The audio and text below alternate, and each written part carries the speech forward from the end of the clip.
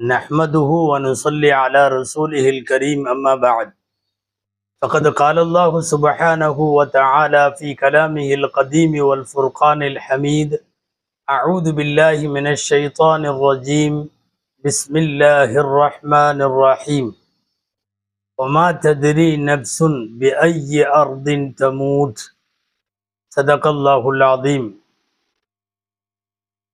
அளவற்ற அருளாளனும் நிகரற்ற அன்புடையோனுமாகிய எல்லாம் வல்ல அல்லாஹுவின் பெயரால் துவங்குகிறேன். அருமை நாயகம் முஹம்மதுர் ரசூலுல்லாஹ் ஸல்லல்லாஹு அலைஹி வஸல்லம் அவர்களின் மீதும் நற்பாக்கியங்கள் நிறைந்த அவர்களுடைய உம்மத்தின் மீதும் குறிப்பாக பாக்கியம் பொருந்திய இந்த ஜும்மா நாளில் நம் அனைவர் மீதும் அல்லாஹுவின் அன்பும் அருளும் என்றென்றும் நிறைவாக உண்டாவதாக. ஆமீன். அல்லாஹு ஜல்ல ஷானுஹு தஆலா தன்னுடைய திருமறையில் சில விஷயங்கள் அல்லாஹுவுக்கு மட்டுமே தெரியும் என்று சொல்லி 4-5 விஷயங்களை அல்லாஹ் வரிசைப்படுத்துகிற போது இப்படி ஒரு வார்த்தை சொல்லுகிறான். وما تدري نفس بأي أرض تموت. எந்த பூமியில் ஒரு ஆன்மா மரணிக்கும் என்பதை அல்லாஹுவுக்கே தெரியும் என்று அல்லாஹ் சொல்லுகிறான். மரணம் ஒரு புரியாத புதிர். மரணம் இன்றைக்கு வரையும் அறிவியலும் விஞ்ஞானமும் தோற்று போன இடம். மரணம் யதார்த்தத்தை உலகத்திற்கு இன்னமும் சொல்லிக்கொண்டே இருக்கிற இறைவனுடைய தூது. அந்த மரணம் பல்வேறு வகைகளில் வருகிறது. திடீர் மரணங்கள் அதிகம் சம்பவிக்கிற இந்த நாட்களில் நாம் அதை குறித்த ஒரு ஆழமான சிந்தனையும் புரிதலும் நமக்கு அவசியம். திருக்குர்ஆனில் சற்றேறக்குறைய 165 இடங்களில் அல்லாஹ் மவுத் என்கிற வார்த்தையை, மரணம் என்கிற வார்த்தையை பயன்படுத்துகிறான்.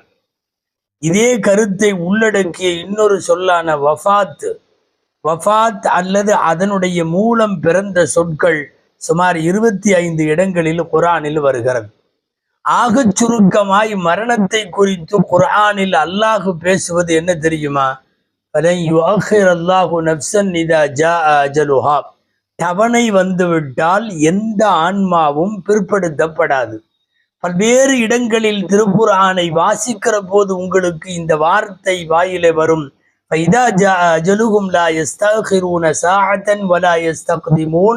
அவர்களின் தவணை வந்துவிட்டால் முந்தவும் மாட்டார்கள், பிந்தவும் மாட்டார்கள். குறித்த நேரத்தில், குறித்த நொடியில், குறிப்பிட்ட இடத்தில், குறித்த முறை பிரகாரம் மரணம் நிகழ்ந்துவிடும் என்று சொல்லுகிறது குர்ஆன்.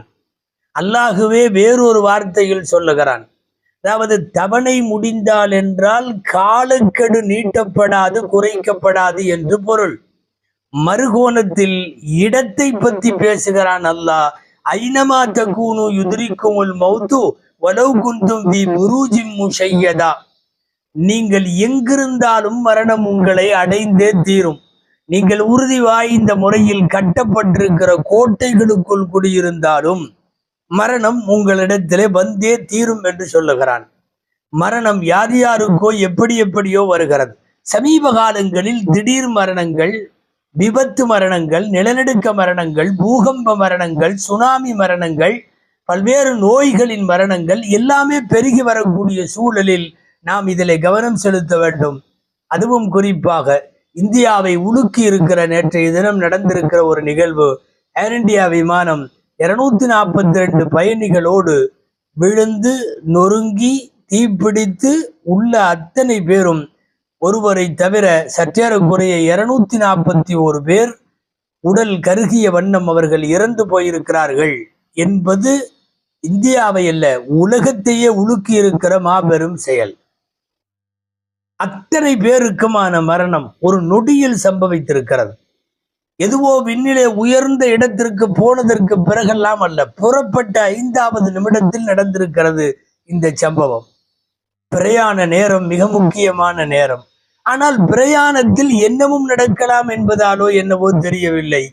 இந்த உலகத்தில் பிரயாணம் போனாலும், யாராவது இங்கிருந்து மறுமைக்கு பயணம் போனாலும் எல்லா இடத்திலும் ஒரு வார்த்தையை தவறாமல் இஸ்லாம் வைக்கிறது. என்ன தெரியுமா? நீங்கள் வாகனத்திலே ஏறி அமர்ந்து உங்களை சரிபடுத்தி கொண்டு நீங்கள் இந்த துவாவை சொல்ல வேண்டுமாம். என்ன துவா?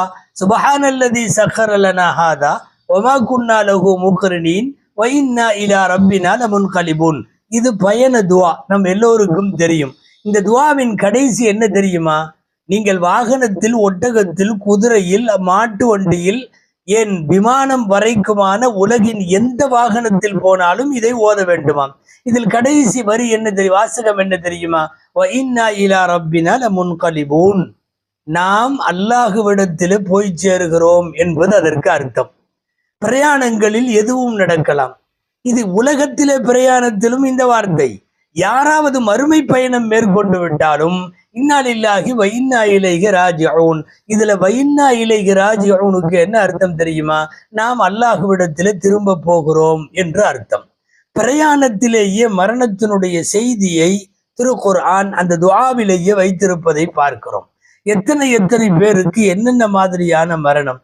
ஆடல் பாடுகளில் ரசித்துக் கொண்டிருக்கிற போது, வேறு ஏதாவது உலகம் சார்ந்த மிகப்பெரிய கேளிக்கைகளில் ஈடுபட்டிருக்கிற போது, ஏன் சில பேருக்கு பல்வேறு அலுவல் நிமித்தமாக இருக்கிற போது, குடும்பத்துடன் குழாவி கொண்டிருக்கிற போது, பயணத்தின் போது, ஏன் பல பேருக்கு சஜிதாவின் போது, ருகூஇன் போது, தொழுகையின் போது மரணங்கள் பல்வேறு விதமாக உலகத்தில் நிகழ்வதை பார்க்கிறோம்.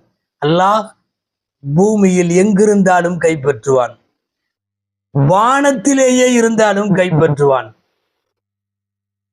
ரெண்டிற்கும் இடையிலேயும் கைப்பற்றுவான். இப்போது விமானத்திலே உயிரெடுத்தது போல. அன்பானவர்களே, பூமியிலே மரணங்கள் எத்தனை விதமாய் சம்பவிக்கிறது நாம் பார்க்கிறோம். திருக்குர்ஆனில் இத்ரீஸ் அலைஹிஸ்ஸலாம் என்கிற ஒரு நபியை பேசுகிற போது இப்படி ஒரு வார்த்தை வருகிறது. வரஃபஅனாஹு மகானன் அலியா.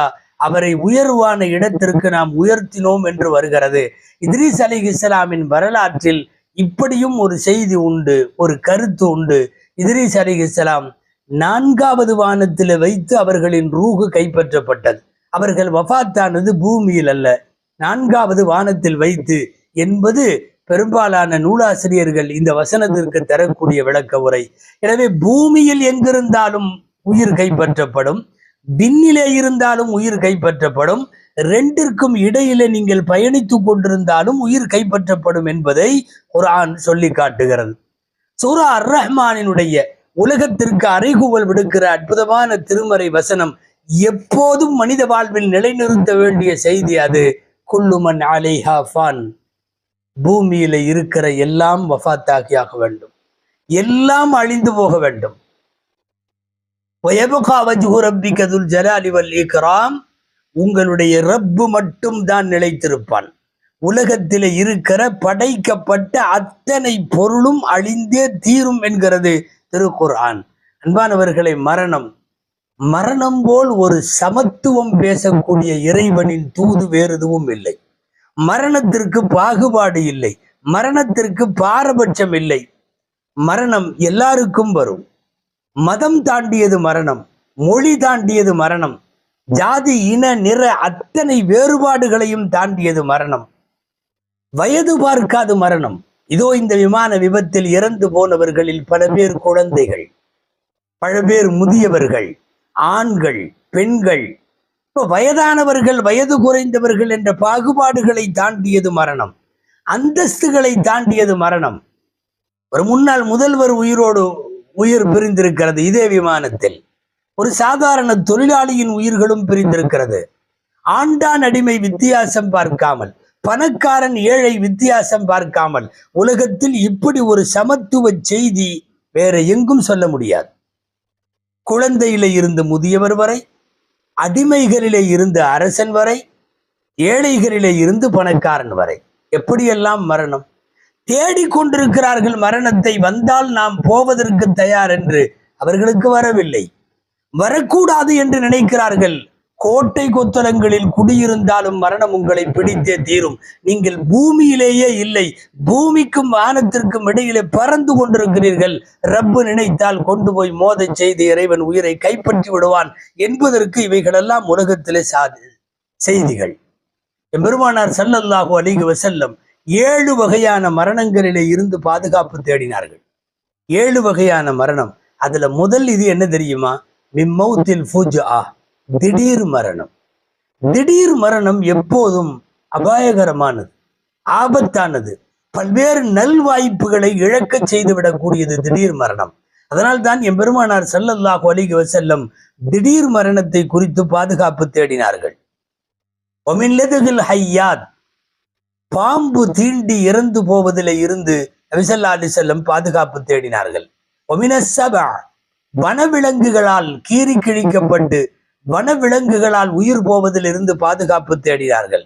ஒல் ஹரகி வல் கரக், நெருப்பால் அல்லது நீரில் மூழ்கியோ இறப்பதில் இருந்து பெருமானார் ஸல்லல்லாஹு அலைஹி வஸல்லம் பாதுகாப்பு தேடினார்கள். அயஹிர் அலைஹி ஷையுன் அவ் யஹிர் அலா ஷையின், அயஹிர் அலா ஷையின், ஏதாவது ஒரு பொருள் இவர் மீது விழுந்து மௌத்தாகுவதையோ அல்லது இவர் எதன் மீதாவது விழுந்து மௌத்தாகுவையோ, இதெல்லாம் திடீர் மரணங்களின் வழிவகைகள். இத்தனையையும் நபி ஸல்லல்லாஹு அலைஹி வஸல்லம் பாதுகாப்பு தேடிவிட்டு 7வது இறுதியாய் கேட்டார்கள். ஓமினல் கத்லி இன்த ஃபிராரி ஸஹப், போர்க்களத்திலே புறமுதுகு காட்டி ஓடுகிற போது பின்முதுகிலே குத்தப்பட்டு இறக்கிற அந்த கோடை மரணத்தை விட்டும் நபி ஸல்லல்லாஹு அலைஹி வஸல்லம் பாதுகாப்பு தேடினார்கள் என்று பார்க்கிறோம். அன்பானவர்களே, நாட்டை இல்லை உலகத்தை உறையச் செய்திருக்கிற ஒரு மிகப்பெரிய விமான விபத்து. எத்தனை கனவுகளோடு படியேறினார்கள் விமான பயணிகள் தெரியவில்லை.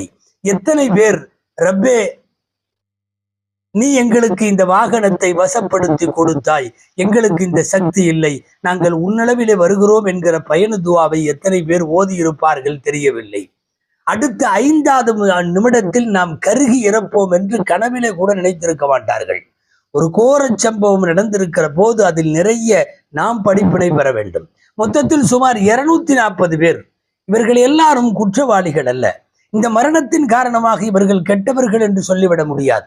பொதுவாக இது போன்ற திடீர் மரணங்களின் போது நமக்கு ஷரியத் சொல்லித் தருவது என்ன தெரியுமா? இது புகழப்படுகிற மரணமாகவும் பேசக்கூடாது, இது இகழப்படுகிற இவர்களெல்லாம் மோசமானவர்கள் எனவே இப்படி நடந்தது என்கிற தோரணையிலையும் பேசக்கூடாது. சரி, நடைபெற்றிருக்கிற மரணம் 2 கோணத்தில் புரிய வேண்டும். இறந்தவர்களில் கெட்டவர்கள் இருந்தால், முழுக்க முழுக்க இறைவனுக்கு பாவியானவர்கள் இருந்தால் இப்படி புரிய வேண்டும், இது இறைவனுடைய கோபம். காரணம், தௌபாவுக்கு வாய்ப்பில்லாத மரணம்.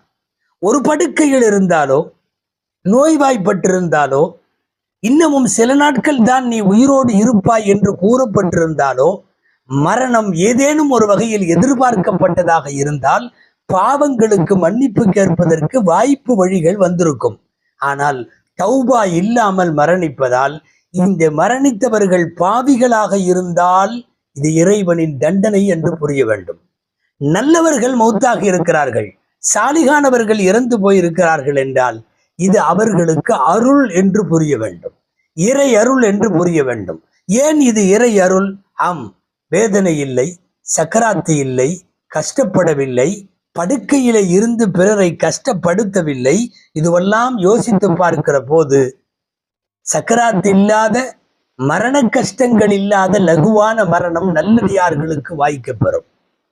ஆயிஷா ரலியல்லாஹு அன்ஹா அறிவிக்கிற ஒரு அறிவிப்பில் அப்படி வருகிறது. பெருமானார் ஸல்லல்லாஹு அலைஹி வஸல்லம் இடத்தில் திடீர் மரணத்தை குறித்து கேட்ட போது இந்த வார்த்தை சொன்னார்கள், ராஹத்துல் லில் முஃமின் வ அஹ்தத்து அஸபின் லில் ஃபாஜிர். தீயவனுக்கு இது கைசேதமான மரணம், நல்லோர்களுக்கு இது அருளான மரணம். இது நபிகள் நாயகம் ஸல்லல்லாஹு அலைஹி வஸல்லம் சொன்ன செய்தி. கியாமத்தினால் நெருங்க நெருங்க, கியாமத்தினால் நெருங்க நெருங்க திடீர் மரணங்கள் அதிகரிக்கும் என்றார்கள் நபி ஸல்லல்லாஹு அலைஹி வஸல்லம். அந்த திடீர் மரணத்தை விட்டு பாதுகாப்பு தேடினார்கள். சொல்ல போனால் ஒரு சில ஹதீசுகளில் இப்படியும் இருக்கிறது, படுக்கையிலே இருந்து கொஞ்சம் நோய்வாய்ப்பட்டு வஃபாத்தாகி போவதை, மரணிப்பதை ரசூல் ஸல்லல்லாஹு அலைஹி வஸல்லம் விரும்பினார்கள்.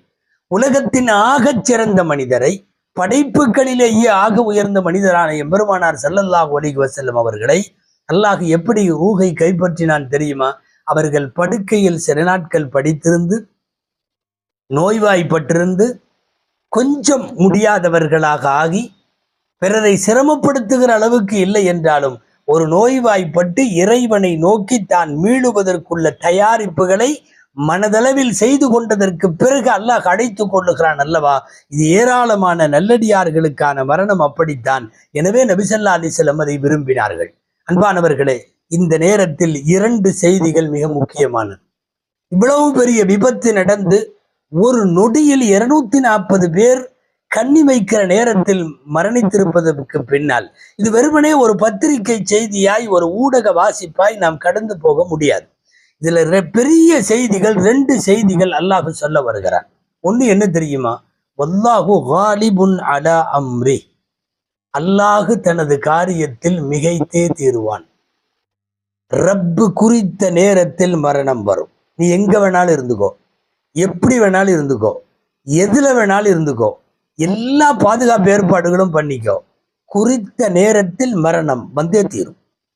இறைவன் முடிவெடுத்து விட்டால் பூமியிலோ வானத்திலோ 2ற்கும் இடையிலோ நீ ஆரோக்கியமாக இருக்கிறாயா அல்லது இல்லாமல் இருக்கிறாயா என்பதல்ல. அஜலுகும் தவணை வந்து விட்டால், முடிவடைந்து விட்டால், ஃபலா யஸ்தஅகிருன சாஅத்தன் வலா யஸ்தக்திமூன், ஒரு நொடி கூட, கண்ணி வைக்கும் நேரம் கூட முந்தவும் மாட்டார்கள், பிந்தவும் மாட்டார்கள். இறைவன் நினைத்ததை தொடர்ந்து நடத்தி முடிப்பான். திருக்குர்ஆனின் வழிநெடுகிலும் இருக்கிற நபிமார்கள் வரலாறெல்லாம் நீங்கள் படியுங்கள், வாசியுங்கள். வேறு மாதிரி நினைப்போம் வரலாற்றினுடைய துவக்கத்தில். அது முடிகிற போது ரப்பு ஜெயித்திருப்பான், அபாரமான வெற்றியாக இருக்கும்.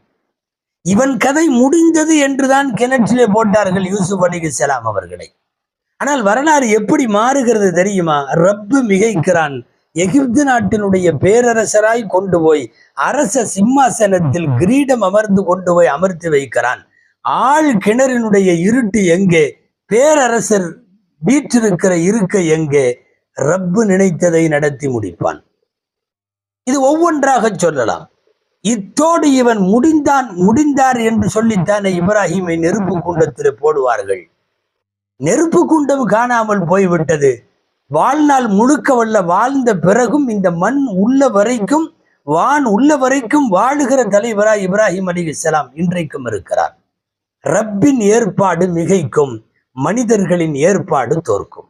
இது இந்த மரணம் சொல்லுகிற முதல் செய்தி. மரணத்தை வென்றவர் யாரும் இல்லை, மரணம் இல்லாமல் தப்பித்தவர் யாரும் இல்லை.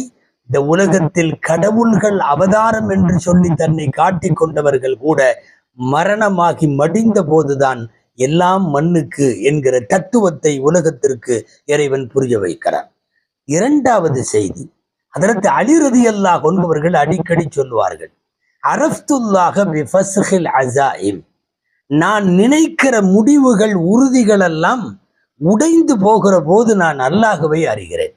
என்னுடைய திட்டம், நான் இந்த விமானத்தில் ஏற வேண்டும், இத்தனை மணிக்கு அகமதாபாத்தில் ஏற வேண்டும், இத்தனை மணிக்கு லண்டனில் இறங்க வேண்டும், என்னை அங்க வரவேற்க இவர்கள் வந்திருப்பார்கள், நான் வீட்டுக்கு செல்ல வேண்டும், வேலைக்கு செல்ல வேண்டும், தொழிலுக்கு செல்ல வேண்டும், இத்தனை ஆண்டு இருக்க வேண்டும், சம்பாதிக்க வேண்டும், வருங்கால கனவுகள், எல்லா கனவுகள், அதற்கு எல்லா திட்டமிடலும் தயார்.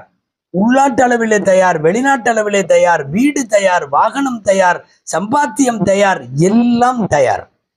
அரஃப்துல்லாஹ பிஃபஸ்ஹில் அஸாயிம், என் முடிவுகள் உடைகிற போது அல்லாஹ் இருக்கிறான் என்பதை நான் அறிகிறேன். நம் ஒவ்வொருவருக்குமானது. நாம் போடுகிற திட்டம் ஒன்று, ரப்பு நடத்தி காட்டுகிற விதம் வேறொன்று. டெக்னிக்கல் இஷ்யூஸ் எதுவும் இல்லை, அற்புதமான ஏற்பாடு. பல்லாயிரம் மைல்கள் ஏற்கனவே விமானங்களை இயக்கிய பைலட்டுகள் தான். ஒன்றுக்கு இருவர், இருவருக்கு 3 பேர் இருக்கிறார்கள். ஒன்றுக்கு 2 என்ஜின்கள் இருக்கிறது. போயிங் விமானம், குறைகள் பழுதெல்லாம் இல்லை. புறப்படுவதற்கு முன்னாலேயே தரம் குறித்து தரம் சரிபார்க்கப்பட்ட விமானம். எல்லாம் சரியாக, டெக்னிக்கல் கோளாறுகள் இல்லை, தொழில்நுட்ப கோளாறுகள் இல்லை. இதையெல்லாம் தாண்டி நீ என்ன தொழில்நுட்பங்கள் செய்தாலும் என் முடிவுகள் உடையும் போது நான் அல்லாஹ்வை அறிகிறேன். ரப்பு விஞ்ஞானங்களை கடந்தவன், உங்கள் தொழில்நுட்பங்களை கடந்தவன், உங்களுடைய ஏற்பாடுகளை எல்லாம் கடந்தவன். அவனை அறிய வைப்பதற்கு இறைவன் செய்கிற வழி, உங்கள் அத்தனை ஏற்பாடுகளையும் பொய்ப்படுத்துகிறான். குட் கண்டிஷன் என்று சொல்லி தாராளமாக பறக்கலாம் என்று சொல்லி சான்றளிக்கப்பட்டதற்கு பிறகு கீழிருந்து மேல் எழும்புகிற விமானம் அதற்கு மேல் ஏற முடியாமல் போய் மோதி விழுகிறது என்றால் நம்மை தாண்டி ஒரு இறைவன் இயக்கி கொண்டிருக்கிறான் என்பதற்கான புரிதல் இந்த இடத்திலே வேண்டும். இறுதியாய் ஒரு செய்தி, நடப்பது நடந்தே தீரும் என்றாலும் ரப்பிடத்திலே கேட்க வேண்டிய கடமை எப்போதும் நமக்கு உண்டு. எம்பெருமான் ஸல்லல்லாஹு அலைஹி வஸல்லம் சொல்லிக் கொடுத்த ஒரு பிரார்த்தனை. இது போன்ற அசம்பாவிதங்களும் துர்சம்பவங்களும் திடீர் மரணங்களும் நம்மை சம்பவிக்காதிருக்க ஸல்லல்லாஹு அலைஹி வஸல்லம் சொல்லிக் கொடுத்த ஒரு செய்தி உங்களுக்கெல்லாம் தெரியும். அஊது பிகலிமாத்தில்லாஹி தாம்மாத்தி குல்லிஹா மின் ஷர்ரி மா ஹலக் பிஸ்மில்லாஹில்லதி லா யதுர்ரு மஅ இஸ்மிஹி ஷைஉன் ஃபில் அர்தி வலா ஃபிஸ் ஸமாஇ வஹுவஸ் ஸமீஉல் அலீம். அல்லாஹ்வின் திருப்பெயர் இருக்கிற போது வானத்திலும் பூமியில் இருக்கிற யாதொன்றும் எந்த தீங்கும் செய்துவிட முடியாது என்கிற இந்த வசனத்தை காலையிலும் மாலையிலும் ஓதிக்கொள்ளுகிற விஷயமாக வரக்கூடிய ஹஜ்ரத் உஸ்மான் ரலியல்லாஹு அன்ஹுடைய மகன் அபான் இப்னு உஸ்மான் ரலியல்லாஹு அன்ஹு அறிவிக்கிற இந்த நபி மொழியில் இந்த வார்த்தை இடம்பெறுகிறது. காலையும் மாலையும் இதை ஓதிக்கொள்பவர்களுக்கு லம் யதுர்ருஹு அல்லது லம் யுஸிபுஹு ஃபுஜஅதன், அவருக்கு திடீரென்று எந்த துக்க சம்பவமும் சம்பவிக்காது என்கிற நபிகளார் ஸல்லல்லாஹு அலைஹி வஸல்லமுடைய வாக்குறுதி இங்கே கவனிக்கத்தக்கது. அல்லாஹ்விடத்தில் அவன் திருப்பெயரால் கேட்போம். இறைவன் கொடுமையான மரணங்கள், கொடூரமான மரணங்கள், பிறர் பார்த்து நகைக்கிற அளவுக்குள்ள மரணங்கள், விபத்து மரணங்கள், தீ விபத்து மரணங்கள், நீர்மூழ்கி மரணங்கள், வனவிலங்குகள் விஷஜந்துகளின் மரணங்கள், இந்த எல்லா மரணங்களை விட்டும் இடிபாடுகளுக்கிடையிலும் பூகம்பங்களிலும் பேரிடர்களிலும் மரணிக்கக்கூடிய மரணங்களை விட்டும் அல்லாஹ் நம் அனைவரையும் பாதுகாத்து வைப்பானாக. மரணத்திற்கு முன்னால் உளம் திருந்தி மனம் வருந்தி ரப்பிடம் மீண்டு தௌபா செய்து அதற்கு பிறகான மரணத்தை அல்லாஹ் நமக்கு பாக்கியமாய் வழங்குவானாக. ஆமீன். வஆகிரு தஅவானா அனில் ஹம்துலில்லாஹி ரப்பில் ஆலமீன். அஸ்ஸலாமு அலைக்கும் வரஹ்மத்துல்லாஹி வபரகாத்துஹு.